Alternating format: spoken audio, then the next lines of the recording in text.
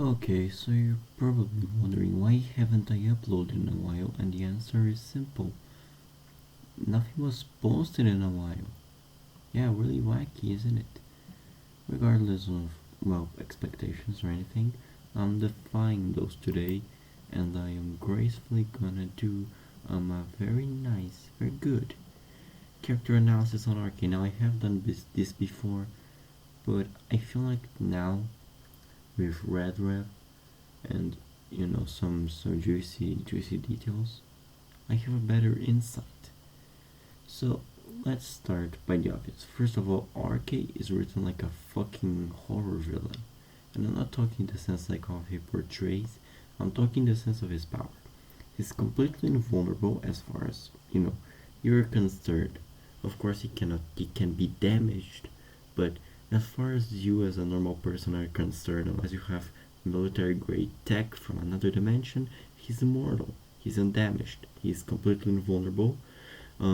He always has means of knowing where you are because of literal plot armor. Yes, he has that power as one of his qualifications. And it doesn't matter who you are or how much you apologize, he is very set. And that brings us to my main new outlook is that RK's main physical trait, like not physical, mental trait, is that he wants the only power his, absurd abilities cannot grant him for, taken, which is power over others. Because for as much as he can subjugate entire nations, he can just bring down the army to its knees with a single finger. That doesn't mean that he grants power over their minds.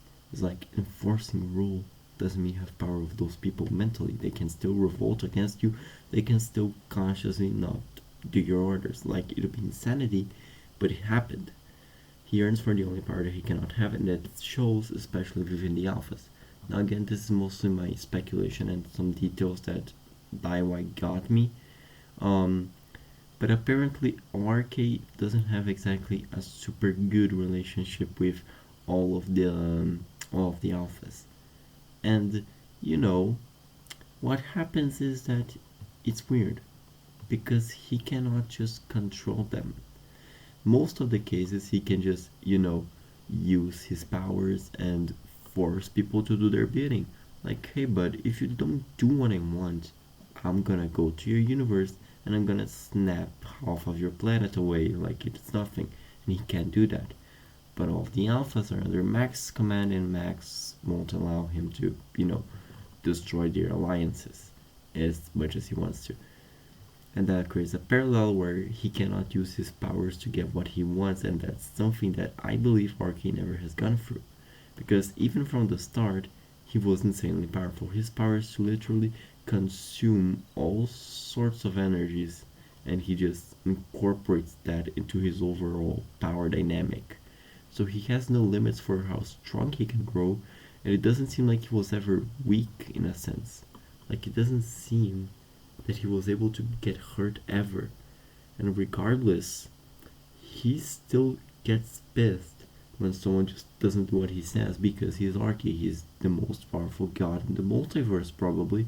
So, what doesn't he have? And that creates an interesting parallel because, again, from minor details, Archie's conflict with the alphas is a lot less physical and not more personal.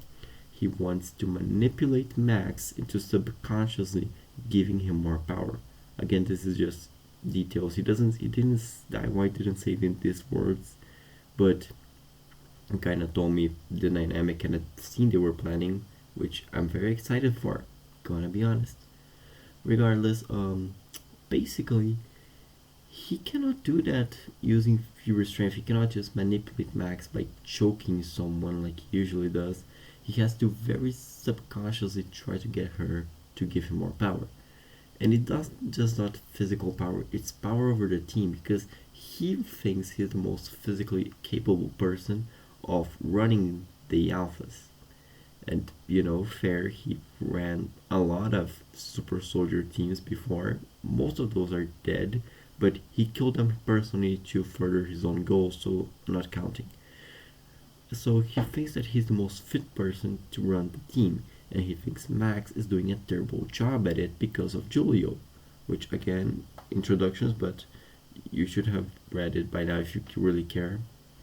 Um, so he's pissed because of Julio and thinks Max ran the team poorly, but he cannot use his powers to physically force her to abdicate the team to him because all of those entities supposedly have the necessary power to compete with him. Not saying they can win in a fight. I think no one can fairly beat Arcade considering he has no limitations. But they can maybe run away for enough time that they can live fulfilling lives, and that's something Arcade despises. So he doesn't want to fight them, not at least until needed. So the way that he's doing this is manipulating Max and the people around her, to giving him what he wants. He goes trip Julio, he goes trip Parallax, he makes Max feel like a bad friend, and he constantly shows how much more powerful he is. He sent me a design of the quote-unquote dinner room that they have, and personally I feel like it was intentional, but if not, goddamn, it was a great plan. Anyways, it's a dinner table, and Archie's chair is all the way opposite to the table, and he's a very big chair. Like, it's massive, it's a throne. I feel like he has sent me a screenshot, and yeah, it was described a throne. So that's just really subtle, because it shows that he really is desperate for that power, and he's looking into imposing himself into every situation possible. The design of his new... I said too much, regardless. The new design he's going to advocate for shows that he's more imposing. He's the tallest member of the group, he's the most powerful physically, and if it wasn't just metaphorical power, now he's trying to appeal more intimidating and acting more silent and quiet. Because again, it doesn't matter just being more powerful, it doesn't matter if he cannot use it. As long as that powerful power cannot be used physically, it's no worth to him. And that's something that he desperately craves, and I feel like it's going to be incorporated into a lot of his arcs, which is his desperate yearning for power over people rather than power over objects and physical matter. He has telekinesis, he has teleportation, and he has the power to bend reality to his will to absurd extents where the laws of physics basically are nothing to him. But none of them specifically grants that he can subjugate someone powerful enough. That happened before. Champion is the living example of his failures to subjugate someone. Champion is created by him. He gave her the power needed to fight others, but never to overpower him. And yet, even if he can physically destroy her body, completely annihilate her form existence, and possibly never allowing her to come back, just living permanently as a disembodied consciousness, she still consciously chooses to fight him. And that's the thing. Most of the antagonists that are kind of revealed to face Arcade are to some degree aware of the structure of this universe. They know that they cannot instantly lose, and some have even analyzed patterns, and I feel like that's gonna be a prevalent theme with, when the later arcs roll in. But Champion doesn't. Champion has no idea that she's in a fictional world on the opposite of Arcade. Arcade fights so many people because he knows that as long as his arc, his objective, and his goal in the story is not done, he's not gonna die because the writers won't allow him to, even if he tries. And yes, it's kind of in subintended that he tried suicide before, so yeah, that's kind of dark. Regardless, he knows that he cannot die until his objective is completed physically and because of the story, and Champion doesn't. Which means that Champion doesn't know of the structure, doesn't know that she cannot die until she gets there. I don't know where it is because, story details, but until she gets there, and yet she chooses to fight him. And that just permanently reminds Arcade that there are people who can challenge his power, but not on a physical level that he's worried about, because again, he's basically immortal, but on a metaphorical power. Like, Champion won't bend her will to him, Max won't deliver, I cannot believe that's the word I found, won't allow him to control the team, Julio will never see him as his superior, and the few people that actually do, like Parallax and now, I guess, Red, again, then just Parallax and Red, are slowly but surely kinda getting a bit dubious of his power. I mean, Parallax treats him more like a friend or a colleague than his boss, and I think that gets in his nerves.